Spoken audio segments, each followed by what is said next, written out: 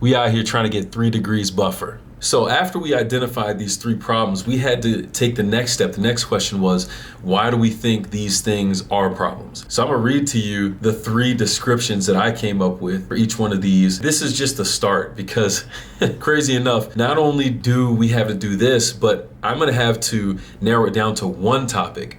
I'm sitting here thinking all these things are connected, and they might be. But when it comes to research in my dissertation, I have to choose one of these 3 or something else if my discovery picks up on something new. All right, so here's my answer to the question, how and why have these problems come to be? What are their impact, and have any attempts been made to address them? And I'm not just doing this for me putting my ideas out there. This is research. So if you have ideas, if you have comments, if you have thoughts on any of these things, or any knowledge about how these things started to happen, or any background, let me know. Let me know. I need this information when I go to do this dissertation. I need as much information as possible. There are some things that I think, but I want to know what everybody else thinks too. Please don't be shy and let me know what you think. All right, so problem 1.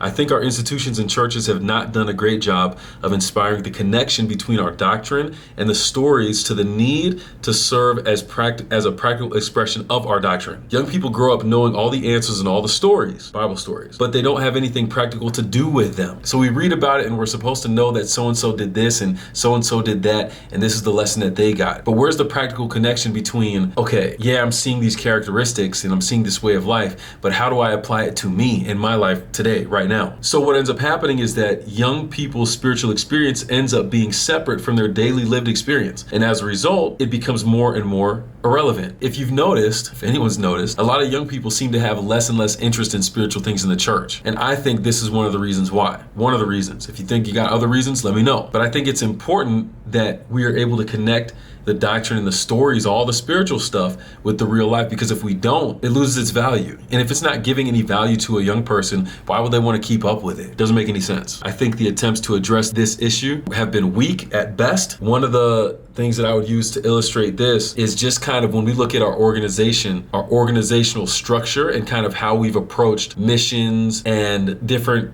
things that we could do with missions. I don't know. Feels like we could do a lot more. That's probably the nicest way I could say it. It feels like we could do a lot more. Second problem, here was my response. I remember Mission Spotlight being a prominent part of Sabbath School growing up. I don't remember it being a part of the normal service when we know most members are here. I mentioned that already. Without seeing or hearing much about Mission Spotlight and Sabbath School, I'm not sure how we are connecting the typical church branding with mission branding. At least when Mission Spotlight was a prominent part of Sabbath School, there was somewhat of a connection where people say, oh, okay, this is part of what we do. It may not be part of what I do personally, but some people who are also Christian are taking a part in this, and that's why they're telling me this. There was some connection between the church branding and the mission branding. But when you take that out and we're not getting those stories as much, we're starting to separate the church branding from the mission branding. So people feel like it's okay and perfectly normal to be a church member, but to have no interest in mission. And that doesn't make any sense. These 2 brands, the mission brand and the church brand, end up seeming like 2 different things, but to me, they're one and the same thing. And to be honest, this is an area I make that observation, but I'm not really sure what the attempts are to address it. I don't know if there are things going on within the church to better tell the stories of missions and to inspire people to go serve. I don't know. All right, and then the last one, talking about the impacts or the whatever's inspiring students to either choose to serve or what's inspiring them to reject the notion of serving. This was my response there. I believe it comes down to a sense of value. The messaging that students and young people are receiving is either convincing them that participation in missions is something they should or should not do. If we're having less missionaries go out over time, and we are, in 2010, my first year as a missionary, we had more than 100, like 150 missionaries gathered in Hawaii to go out to the islands to serve and to other places to serve. When I went back to the same orientation in Hawaii in 2015, we had about 50. The numbers have been declining and declining ever since then. COVID is a non-factor in this because from 2015 to 2019, the last 4 years that I was out in the mission field, the numbers went down and down and down and down. So we can't look at COVID as an excuse because this is something that's been happening over the last 10 to 15 years easily. All right, there's no excuse. We see the trend. What are we going to do about it? Ultimately, to me, the impression I get is that there must be more messaging out there that's convincing students that it's not something that they need to do, not something that they need to take their time to do, and not something that could be aligned with anything that they want to do in life. Which again, I think is backwards, because if young people are being raised in a Christian environment, I think mission has to go hand in hand with that. The messaging that's encouraging them to spend their time in other places what's worth more, that messaging is increasing, and the messaging that tells them that mission service is valuable and means something is decreasing. That's what my guess is what's going on. The impact of this is that any practical expression of Christianity loses its value and is desired less frequently because there isn't a connection to what is perceived as valuable for the young people today. So if I have the opportunity to go out and be a missionary, or to stay in school to complete my degree faster so I can start making money faster, well, if the valuable thing to me is making money as quickly as possible, why would I go be a missionary? That would have no value to me as a student. But on the flip side, if learning to serve others and be a good citizen of the planet in the world among its population is valuable to me, if being like Jesus in everything that I do is valuable to me, then of course I could afford to take the time to look to serve and to learn to serve others better, so that when I come back, I can be a better businessman, I can be a better nurse, I can be a better architect, and so on and so on. What attempts have been made to kind of solve this problem today? Ooh, what did I put? Or rephrase the question. What attempts have been made to show young people what should be considered as valuable? I'm not sure. It seems like there's an effort to display religion as something of value, but without religion being connected to real life, it doesn't have real value. If religion is not connected to real life, then religion cannot have real value. I can't say it any easier than that.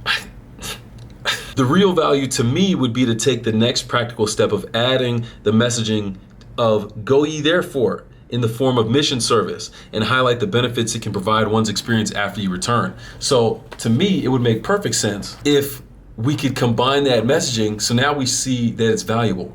Because if I go out to be a missionary and I go out to serve, I'm going to be helping people. The goal, I think, with any profession that you choose to do in a university setting is that, yeah, you're gonna be helping yourself, you're gonna be making a livelihood for yourself, but you're also gonna be helping other people. If I'm going to be a doctor, I'm gonna make a lot of money, I'm gonna make good money, but I'm there to help other people. And if I can learn how to serve people better, it's two different things I'm learning, right? My craft of how do I do the medical stuff, but two, how do I serve people well while I'm doing the medical stuff? As a pastor, it's the same thing. Yeah, I'm learning all the spiritual stuff so that I can better tune into the spiritual needs of people, but I also have to better learn how to relate to people for that stuff to matter. You can be the best in any field you want to. If you're not good with people, nobody cares. My smartest teacher in undergrad, Principles of Accounting 2, I'm not gonna say his name. Smartest teacher, nobody understood anything that he had to say. He wasn't connecting with us. Well, we could tell he was super intelligent. He was mad intelligent.